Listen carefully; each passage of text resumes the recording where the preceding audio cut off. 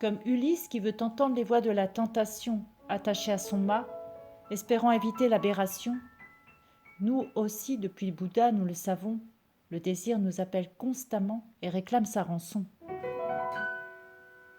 Rien ne sert de vouloir le combattre, ni le nier.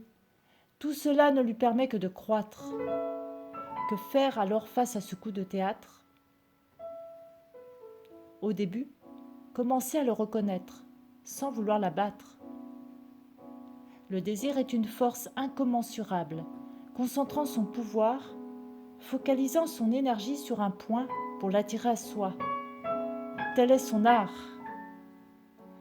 Si on ose se décentrer un tant soit peu, cette force, il faut le croire, peut être réorientée vers le haut et s'ouvrir vers des notes plus subtiles, vibratoires. Au lieu de nous enfermer, de nous rendre esclaves de ses exigences, il devient le stimulant vital majeur pour une plus grande intelligence.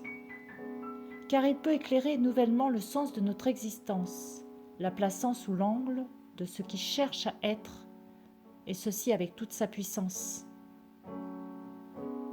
L'aspiration, suivie d'une volonté d'ensemble, peuvent se dessiner. Repoussant la petitesse de nos concentrations étriquées, nous en libérer.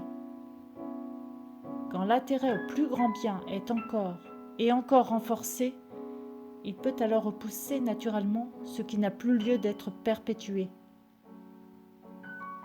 Oh, les désirs individuels ne risquent pas de disparaître de sitôt.